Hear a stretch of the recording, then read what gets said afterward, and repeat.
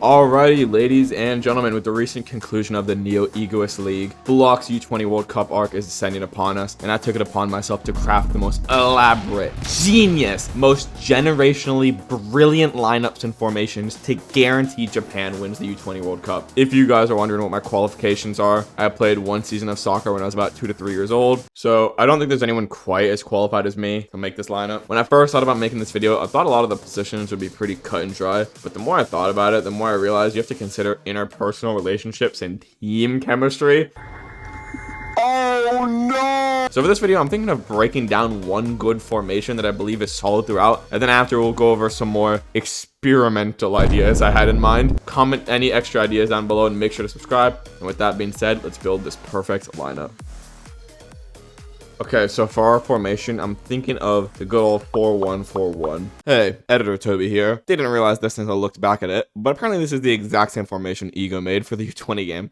Genius minds think alike, what can I say? This is a generational setup that I've developed. You might think this might not be the best formation ever, but once you see what I'm going to be doing with this formation and who I'm going to be putting where, it's going to make so much sense. Your minds are literally going to be blown. Basically, what's going to happen is when we're attacking, 5 and 4 are going to move up to about here. 7 and 10 will make space here. We'll basically have at that point 8 people on offense, and since this is an attack heavy team with all strikers, this is gonna work. For our first spot, in my opinion, the most obvious position we have is our goalie. Our goalie needs to be someone with maximum acceleration and long limbs, someone with almost animal-like instincts. Okay, truthfully, I don't know why I'm hyping this up to be some kind of big mystery. It's Gagamaru. Of course it would be Gagamaru. I've heard some absolutely mentally ill Block fans saying he's a bad goalie.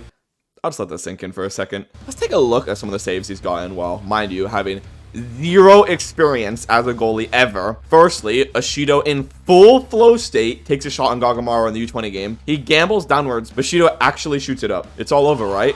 No, my GOAT Gagamaru catches the weight of his body on a one-handed handstand and flings his right leg backwards to block the shot. Mind you, this is his first ever game as goalie. Literally a prodigy. And then one of the most recent chapters in the Bastard PXG game, the ball bounces off the goalpost and is literally 3 nanometers away from going in. If this ball goes in, it's literally game. But no, our GOAT reflexively dives in, saving the game-winning shot. Yeah, he is the best goalie. I will be hearing no objections to this one. Now for our 2 main defensive players. Firstly, I think the most obvious choice is IQ, the final wall. He's got a really strong physique, great spatial awareness, and meta vision. Plus, on top of all of that, he was already the star defender on the original U-20 team. So for me, this one's really a no-brainer. Now the second one's a little more interesting. I gave it a lot of thought. There were a few candidates, but I decided to pick Karasu. There were multiple points in the final Bastard PXG game where he came in clutch, stealing the ball or blocking a shot. And while currently typing the script, he just unlocked Metavision. Metavision is a power-up that is more useful the higher soccer IQ you have, and considering he has one of the highest soccer IQs in the show, he'll use it extremely well. He also has the best ball keeping ability in Block, which is a skill I would want one of our last lines of defense to have. So overall, I do think these two will put in great work on defense. The only change you could maybe argue is Nico over Karasu, but I think it'll work either way. Now for our 2 side backers. It's these guys' jobs to convert balls on defense to offense. So for these positions, we need players capable of getting past mass amounts of players by themselves. Obviously, just by me saying that alone, you probably already know who one of these will be. So enough with the suspense. We will be putting Batra as our left side back. Do I even need to explain what this guy's capable of? Say the ball is super close to our net with a lot of people attacking us. If the ball gets to Batra, he is at least getting past a handful of them. With his Genga X Monster dribble style he's newly mastered, he has nearly no wasted movements and it's just a machine of pure dribble domination. I also put him on the left because he synergizes really well with 3 of these attackers, but we'll get into that in due time. Next, for our right side backer, we have the speed princess himself, Shiguri. Another extremely good dribbler who also has the potential to blast past multiple opponents with his insane raw speed, and since like I mentioned before, he'll be moving upfield to about here. Do you know what's also special about this spot? It's about 44 degrees give or take from the goal. Shiguri's golden zone. I know, you're basically blown away by my pure intellect at this point, but don't worry, it gets better. Although there is one thing we have to be slightly worried about. I jokingly hinted at it in the intro,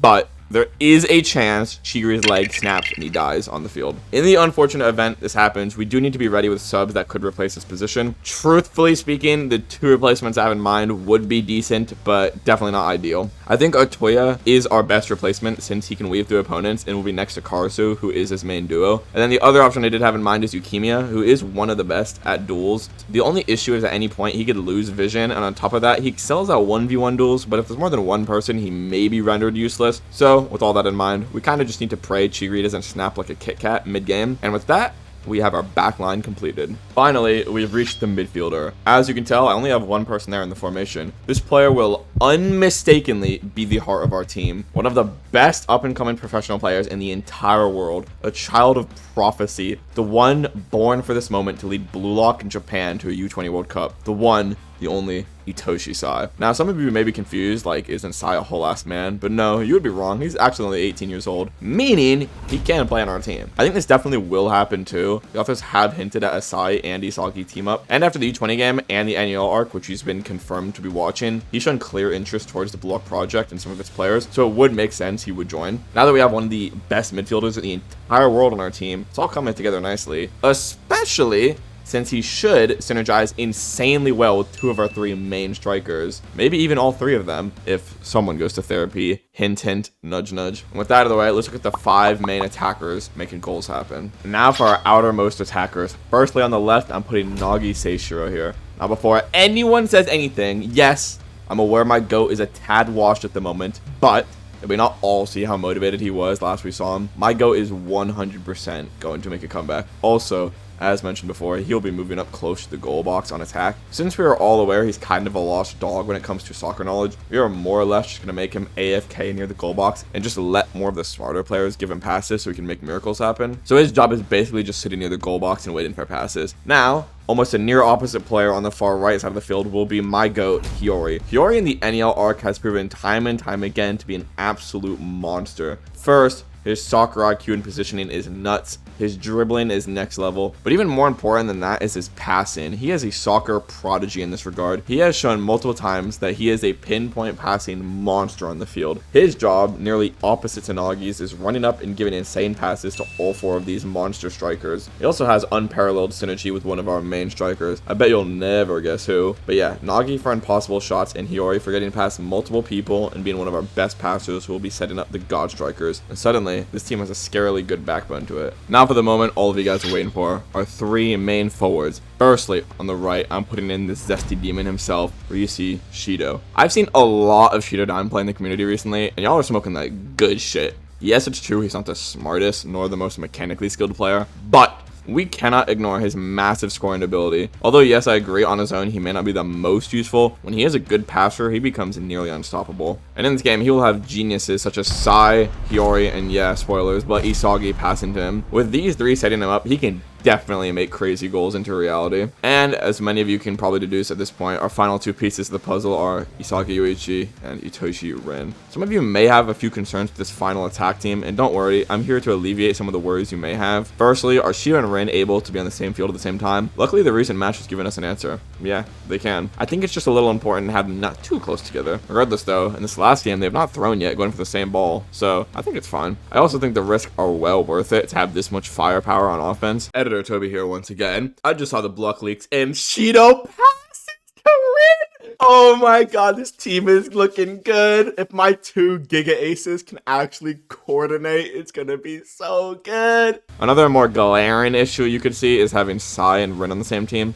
Now, I think there's 2 ways this could play out. One, Rin is super eager to outperform his brother, causing an evolution, making Rin even more monstrous and powerful. But the other possibility is that the team falls apart because Rin and Sai are schizo fighting each other. Now, if this does happen, I do have a contingency plan in store. We will have family therapy sessions 3 times a day for as long as it takes for Rin to stop schizoing out. And with that, we should be fine. Now, the real question is who we are putting as our star striker in the very fund. At the end of the NEL arc, Isagi and Rin are the clear first and second best players in the story, but they are so close in skill, it's kind of hard to pick which is the better player. Isagi is clearly smarter and can coordinate with everyone around him exponentially more, but Rin, on the other hand, is the clear strongest powerhouse in terms of pure talent and ability. I don't think it really matters which one you pick, but for me, if I need to choose one to spearhead the team, I'm choosing my glorious king, Isagi. If Sai is the heart of this team, then Isagi is going to undoubtedly be the brain of this team. I do think Rin's ability is the clear best in block, but Isagi's scoring ability is not that much further behind him. With his meta vision and two-gun volley, he's become a true beast in front of the cold box. Also, just the fact that he is definitely the smartest player in block, he will know how to use the pieces around him to their max effect, so rejoice. The final piece of the puzzle is you, Isagi Yoichi. And with that, our formation and lineup is finished. Now let's take a look back at this lineup and really understand just how good it is. Firstly, we have this God Synergy, this God Synergy, this God Synergy, this God Synergy, this God Synergy, this God Synergy, this God Synergy, and potentially one of the strongest synergies if they can actually lock in. Overall, this team has so much duo/trio scoring potential. You can think of near infinite team plays with these guys. Next, we'll take a quick look at some potential subs I thought about. And finally, we'll get to some of the more interesting strategies I had in mind. Okay, next we're going to go over the subs. Truthfully, I don't think there's that many good other blue lock players, to be completely honest. Like I mentioned before, we could have Nico in defense maybe, Otoya or Yukimiya to replace Chiguri. But the ones I had in mind, there's only a few. Like, I think Ryu maybe on defense. I don't know, like, I don't think he's that good anymore, to be honest. Do you guys realize that this guy used to be number 2 in block? Do you even understand how not close he is to that right now? Next, I have Rayo. I mean, with this chameleon shit, he's cool, but he's just so washed in Season 3. Maybe if he gets motivated again, he could be useful. Also, I might throw him in just to synergize with Nagi, but then again, I just don't see it. Similar with Corona. Corona isn't that good on his own, but, like, if we just want to make Isagi stronger, that's also a decent possibility. The two actual subs that I do want to talk about, though, first is Baro. Now, there's gonna be a lot of Baro fanboys. Sadly, he's not in the starting lineup, but he scored a hat trick. Dude, I've seen this argument used so many times saying Rin and Baro are so much better than Isagi because they've scored hat tricks in their games. Do you Baro fanboys not understand that his team is completely built to support him? While on the other hand, Isagi has to fight the enemy team and half of his own team? Like, are we not comprehending this? But he would have been on the starting lineup if he wasn't mentally deranged. At any point, it could be a 3-3 game with 1 minute left, and he could slide tackle Isagi and lose us the game. We do not want to risk this. He is worse than Shido in this regard. He is far too unpredictable. The only time he's actually worked well in a team is on Ubers, but that's only because the team was built around him. If it wasn't, he would not be setting other people up, like, just at all. So, like I said before, he's just too unpredictable. We can't have him in the starting team, but he is just the same way it was in U-20. He could be a joker. Just like if we need someone to shake up the game, he's going to be the first one in line as our joker. Now, the final sub I have. So I wrote this down before the new chapter, 287, I think it is. I had Igaguri. I thought Igaguri could actually be a strong sub to like stop players the same way he did with Rin. But after the last chapter, it looks like he's kicked out a block. So one of my good plans of having Iguri as the GOAT defender as a sub, which I actually thought could be viable after he stopped Destroyer Rin twice, seems like he's gone. So I actually am pretty sad we can't use Iguri. But then again, it is block. The author might give him some bullshit bid last second after the game ends, and he might still be in it. So this one's just like a maybe, but I think it could be pretty strong. And overall, yeah, that's all the subs I can think of. Like, I think everyone else is pretty bad. That's just the sad truth. All right, let's go over my first Giga formation. This is formation double ace. For our first Giga strat, we will have Rayo meet Kisei from the Generation of Miracles. The plan for this one is to have Kisei teach Rayo how to do the perfect copy instead of Rayo's Walmart bum 99% copy. Once Rayo acquires true perfect copy, we will have Rin enter his Destroyer state, and once he does, Rayo will use his new powers to do a perfect copy. It will be at this point we will have 2 Destroyer Rins on the field working in tandem to basically no-diff any opponent they may face, the same way Kisei did with Go Omine in the final movie. For our next formation I thought up, this is Formation FC Bartra. Firstly, we're going to give Batra a new cardio routine, 50 miles of sprints every day, and that's the whole routine. For this strat to work, Batra needs to unleash the monster within him and have the cardio of a Greek god, because for this formation, we will be putting literally 10 people AFK in front of the goal box, just playing defense the entire game. But Toby, I can hear you asking, how are we supposed to score like this? Simple. We will have Batra as our sole attacker. We will keep giving him the ball over and over again until he makes a solo play to score. Don't worry if you fail though, Batra. Every time you fail, you have an army of 10 of the best defenders sitting in front of the goal box just waiting to steal the ball from them until they inevitably give you the ball again. With this strat, the enemies can never score, and you can try as many times as you need to solo win us the game. Listen, I wasn't joking when I said he needs insane cardio for this one. For our third formation, I have Formation Tilt Ren. This is the formation we will use when Ren isn't performing for Rin at the tippy top shape we need and expect from him. As you all probably remember, Rin requires massive amounts of stress and pressure to enter his world-ending destroyer state. So this is a fairly simple strategy I've thought up. We will tell Rin he's washed and force him on defense. From defense, he will have to watch as Sai, Isagi, and Shido have ample amounts of fun. Sai will say something like, "Lamau, Isagi, you're so much better than my shitty younger brother." And then right after that, start acting fruity with Shido. Once being exposed to this, Rin will undoubtedly snap, and once he does, we will throw him out on the front line to take his anger out on the poor opposing team, who's none the wiser. Alright, and for our final strat, formation Make-A-Wish. This will be our final strategy when our players need a little bit more of an extra boost for motivation. We'll basically be promising certain rewards for each player if they perform and give us the win. Here's what we'll be promising each player if they can get us the win. Gagamaru, we'll give him like a bear to fight, I don't know. IQ, multiple women with a loose set of morals. Karasu, oiled up Hiyori. Otoya, oiled up Chigiri. Nico, a booster seat to finally sit at the big boy table. Batra, an oiled up Isagi. Chigiri, a new working leg. Reo, an oiled up Nagi.